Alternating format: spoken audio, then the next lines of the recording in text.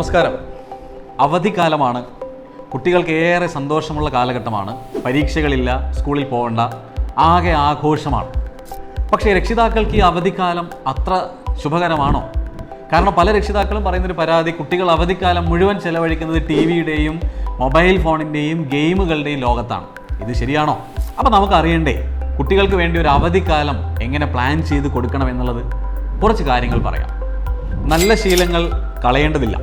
കാരണം സ്കൂൾ ടൈമിൽ കുട്ടികൾക്ക് കൃത്യമായിട്ട് ഉണരുന്നതിന്, ഉറങ്ങുന്നതിന്, ആഹാരം കഴിക്കുന്നതിന്, പഠിക്കുന്നതിന്, കളിക്കുന്നതിനൊക്കെ ഒരു സമയനിഷ്ഠയുണ്ടായിരുന്നു. പക്ഷേ വെക്കേഷനായി സ്കൂൾ അടച്ചു, ഇഷ്ടംപോലെ സമയം കയ്യിലുണ്ട്. അങ്ങനെ ആവേണ്ടതില്ല. കൃത്യമായൊരു സമയം കുട്ടികൾക്ക് ഉണരുന്നതിനും, ഉറങ്ങുന്നതിനും, ഭക്ഷണം കഴിക്കുന്നതിനും, കളിക്കുന്നതിനും, മറ്റ് ആക്ടിവിറ്റീസിനും വേണ്ടി നമുക്ക് നിർവചിച്ചു കൊടുക്കാം. ആരോഗ്യത്തോടു കൂടി ഇരിക്കാം. കൃത്യമായ ആരോഗ്യ സംരക്ഷണത്തിന് കായിക വ്യായാമങ്ങൾക്ക് നമ്മുടെ ജീവിതത്തിൽ വലിയൊരു പ്രാധാന്യമുണ്ട്. അതുകൊണ്ട് തന്നെ വളരെ ഉഷ്ണമുള്ള ഈ കാലാവസ്ഥയിൽ മുഴുവൻ സമയവും കളിക്കായി തിരഞ്ഞെടുക്കുന്നതും അഭികാമ്യമല്ല. അപ്പോൾ കൃത്യമായൊരു ദിനചര്യയിൽ കായിക വ്യായാമങ്ങൾക്ക് വേണ്ടി ഓരോ കുട്ടികളുടെയും താല്പര്യത്തിന് അനുസരിച്ചുള്ള എക്സസൈസുകൾ രക്ഷിതാക്കൾക്ക് സജസ്റ്റ് ചെയ്യാവുന്നതാണ്.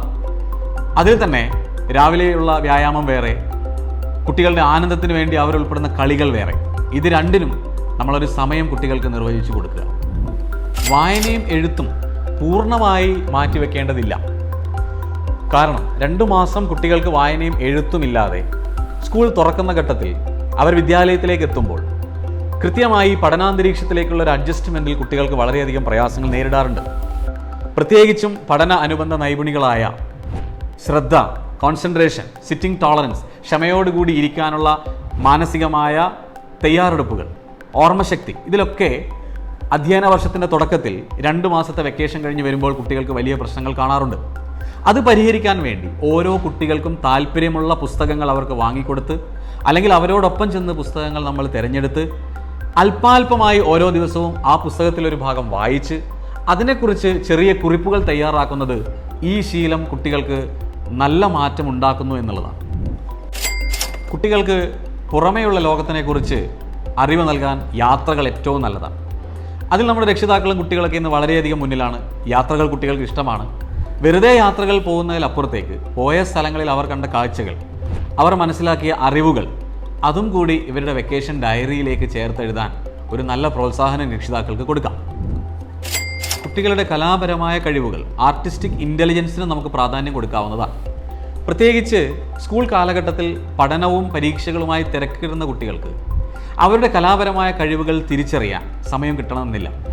പക്ഷേ ഈ അവധിക്കാലത്ത് അവരുടെ കഴിവുകൾ എന്തായാലും അതിനെ പ്രോത്സാഹിപ്പിക്കാനുള്ള സാഹചര്യങ്ങൾ രക്ഷിതാക്കൾ സൃഷ്ടിച്ചു കൊടുക്കുകയാണെങ്കിൽ തീർച്ചയായും അവരവരുടെ കഴിവുകൾ മനസ്സിലാക്കാനും അതവരുടെ ബുദ്ധിവികാസത്തിനെയും സാമൂഹ്യ വികാസത്തിനെയും അവരുടെ ആത്മവിശ്വാസത്തിനെയും വളരെയധികം വർദ്ധിപ്പിക്കാൻ സഹായിക്കുന്ന ഒരു നടപടിയാവും. ഫാമിലി ടൈം കൃത്യമായി മെയിൻറ്റെയിൻ ചെയ്യുന്നതിനും പ്രാധാന്യം കൊടുക്കേണ്ടതാണ്. രക്ഷിതാക്കളും കുട്ടികളും ഒന്നിച്ച് ചേർന്നുകൊണ്ട് ചെയ്യുന്ന പ്രവൃത്തികൾ, ഒരുപക്ഷെ വീട് വൃത്തിയാക്കലാവാം, അതല്ലെങ്കിൽ ഒരുമിച്ച് പാചകം ചെയ്യലാവാം, അല്ലെങ്കിൽ ടിവിയിലോ അല്ലെങ്കിൽ അവർക്ക് ഇഷ്ടപ്പെടുന്ന ഒരു സിനിമയോ പ്രോഗ്രാമോ ഒരുമിച്ചിരുന്ന് കാണുന്നതാവാം, ആസ്വദിക്കുന്നതാവാം, അതിനെക്കുറിച്ചുള്ള ചർച്ചകളാവാം, അല്ലെങ്കിൽ വീടിന് സമീപത്തുള്ള പച്ചക്കറിത്തോട്ടം നിർമ്മിക്കുന്നതോ പൂന്തോട്ടം നിർമ്മിക്കുന്നതോ എന്തുമാവാം. ഇങ്ങനെ രക്ഷിതാക്കളും വീട്ടിലുള്ളവരും കുട്ടികളും ഒന്നിച്ച് സമയം കണ്ടെത്താൻ എല്ലാ ദിവസവും പ്രാധാന്യം കൊടുക്കണം. പുതിയ ഒരു അറിവ് നേടാൻ വേണ്ടി, പുതിയ ഒരു കാര്യം പഠിക്കാൻ വേണ്ടി കുട്ടികൾ സമയം ചെലവഴിക്കേണ്ടതാണ്. അതൊരു പക്ഷേ ഒരു മ്യൂസിക്കൽ ഇൻസ്ട്രുമെൻ്റ് ആവാം, പാട്ടാവാം, മറ്റ് കലകളാവാം, ഫിസിക്കൽ എക്സസൈസ് ആവാം, മാർഷൽ ആർട്സ് പോലെയുള്ള ആയോധന കലകളാവാം, ഇനി അതല്ലെങ്കിൽ ചിത്രരചനയാവാം, കുട്ടികൾക്ക് കളികൾക്കുള്ള പരിശീലനം, ബാഡ്മിൻ്റൺ, ക്രിക്കറ്റ്, ഫുട്ബോൾ പോലെയുള്ള കോച്ചിങ്ങുകളാവാം. ഇങ്ങനെ ഏതെങ്കിലും ഒരു സ്കിൽ കുട്ടികൾ പഠിച്ചെടുക്കുന്നതും അവരുടെ കോഗ്നിറ്റീവ് ഡെവലപ്മെൻറ്റിനും ബുദ്ധിവികാസത്തിനും വളരെയധികം സഹായിക്കുന്ന ഒരു കാര്യമാണ്. ഇതോടൊപ്പം തന്നെ കുട്ടികളുടെ സാമൂഹിക വളർച്ചയ്ക്ക് ഒഴിച്ചുകൂടാൻ പറ്റാത്ത കാര്യമാണ് സമപ്രായക്കാരോട് ഒന്നിച്ചു ചേർന്നുള്ള കളികൾ. കളിക്കളത്തിൽ ഒന്നിച്ച് സമയം ചെലവഴിക്കുന്ന വഴി കുട്ടികൾ തമ്മിലുണ്ടാവുന്ന ആശയവിനിമയങ്ങൾ വഴി, പങ്കുവെക്കലുകൾ വഴി അവരുടെ സാമൂഹികമായ ബുദ്ധിവികാസത്തിൽ വളരെയധികം മുന്നോട്ട് പോകുന്നു എന്നുള്ളതാണ്.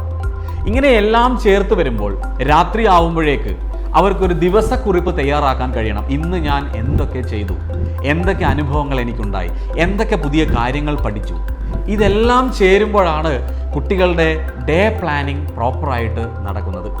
ഇങ്ങനെ ഒരു ലക്ഷ്യവുമില്ലാതെ വളരെയധികം സമയം കുട്ടികൾ എങ്ങനെയെങ്കിലും ചെലവഴിച്ച് അവരുടെ അക്കാദമിക് ഇയറിൻ്റെ തുടക്കത്തിലേക്ക് എത്തുമ്പോൾ കോവിഡ് കാലത്ത് നമുക്ക് കണ്ടതാണ് കുട്ടികൾക്ക് ദിനചര്യയിലേക്കും നല്ല ശീലങ്ങളിലേക്കും തിരിച്ചു വരാൻ വലിയ പ്രയാസങ്ങൾ ഉണ്ടായിരുന്നു. ഈ ഒരു പ്രയാസം ഇനിയുള്ള കാലഘട്ടത്തിൽ ഒഴിവാക്കാൻ കൂടി അവരുടെ ഈ അവധി ദിവസങ്ങൾ നന്നായി പ്ലാൻ ചെയ്യാൻ രക്ഷിതാക്കളും കൂടി ശ്രദ്ധിക്കുമല്ലോ. അടുത്ത വീഡിയോയിൽ നമുക്ക് വീണ്ടും കാണാം. താങ്ക്